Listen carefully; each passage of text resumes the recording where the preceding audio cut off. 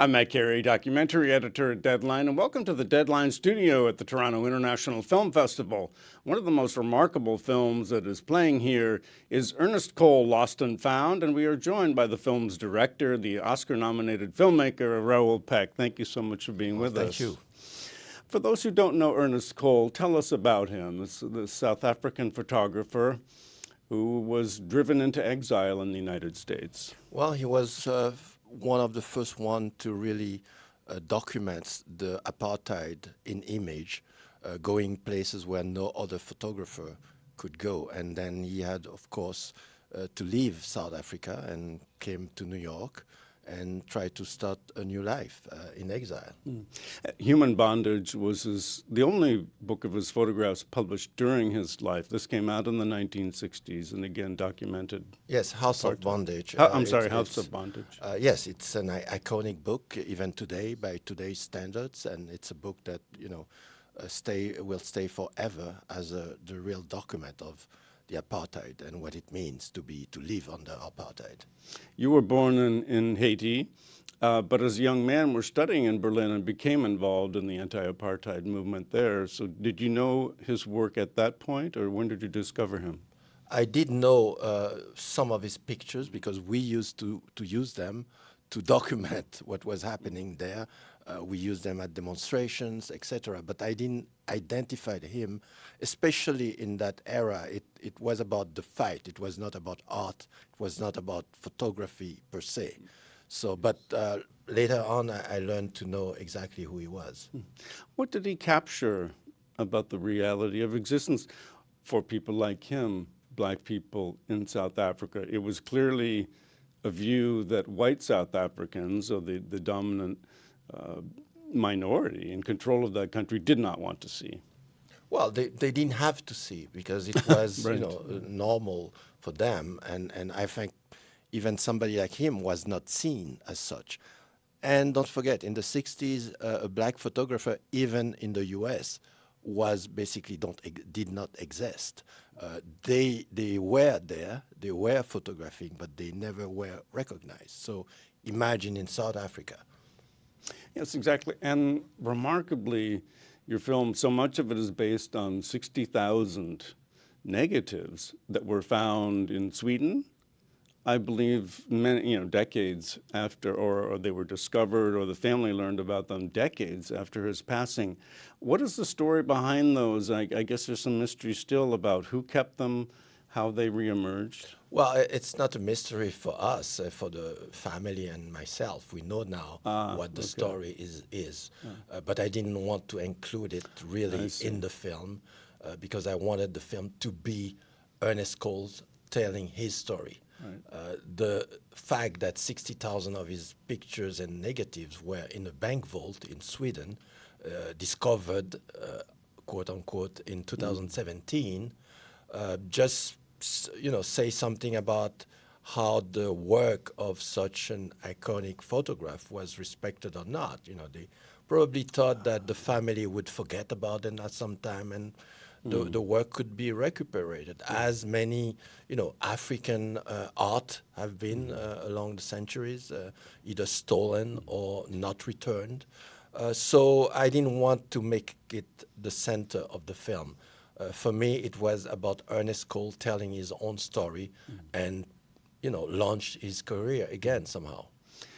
An important part of the film is his life, his time, very difficult time in the United States. And, you use his words, as you say, so it's a very intimate and personal account.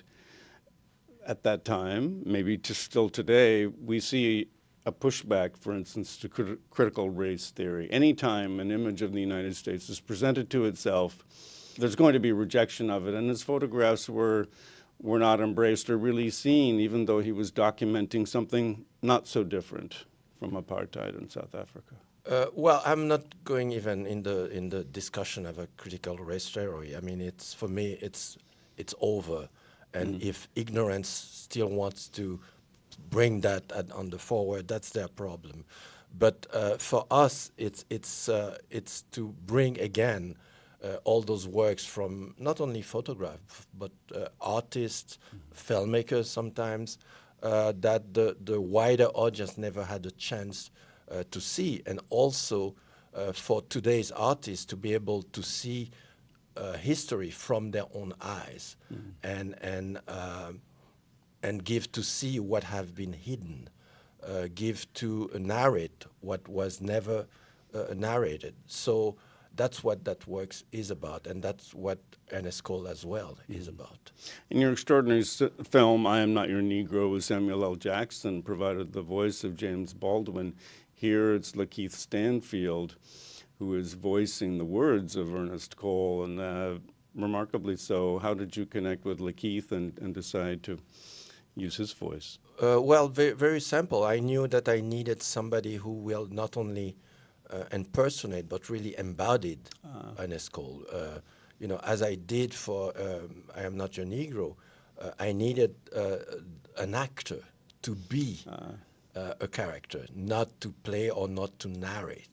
So that means, you know, Lakeith was extraordinary. His voice, his demeanor, the way he felt the words of Ernest Cole were exactly what I was looking for. You know, I didn't want this neutral voice, you know, like you would use in any other narration. That's not what I wanted.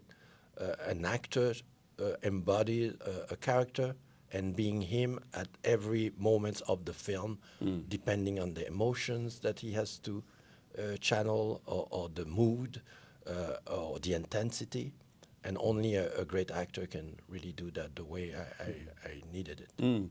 The film world premiered at Cannes, and you went on to win the L'Oeil d'Or Prize, which is the top prize for documentary there. Now, to bring it to Canada and TIFF, another of the world's great film festivals, you premiered I Am Not Your Negro here. What is it like to be back in Toronto? Well, Toronto, I feel at home because I've, since I used to come to Toronto when Planet Africa existed, and Cameron Bailey was the director of Planet Africa. So it's been a while, and it's a very peculiar audience. And for I Am Not Your Negro, it was important for me that all the distributors watch the film with an audience, because I knew that audience will react the way it did. So I didn't show the film to anybody before that particular premiere in Toronto. So it's TIFF is really an important place, and its audience is known by filmmaker to love films, and also the lack of this competition aspect that you have in other festivals. I think it's important for our work, because we are not competing against each other. Your most recent film, I should say, Silver Dollar Road, was with Amazon MGM Studios. This film has distribution as well. When are people going to get to see it outside the context of a film festival? Well, I'm not the one to announce it, but I know that it will be distributed soon in the coming months. I think Magnolia are the distributor. They are the one who distributed I'm Not Your Negro as well, and it's a great team, and I enjoy really working with them, and I'm looking forward for the U.S. opening and Canada opening as well. And it must be a great, sense of privilege, I guess, and responsibility to reintroduce to so many people Ernest Cole, and many people who will not have heard of him, and why, again, that is important to you. People need to know who he was. Well, it's not only him. It's about the whole history he's bringing with him. It's about what is South Africa today as well. You know, the film is not dealing with the past. It's about what can Ernest Cole tells us about today. What is his analysis of South Africa? What does he say about New York, the U.S., the South of the America, where he spent some time as well? And he was able to analyze all that in his work, and that work still questions us today, and that's what the film is about. Thank you so much. Raoul Peck, the director of Ernest Cole Lost and Found. It's been great talking with you. Thank you so much for being in the Deadline studio with us. Thank you for inviting me.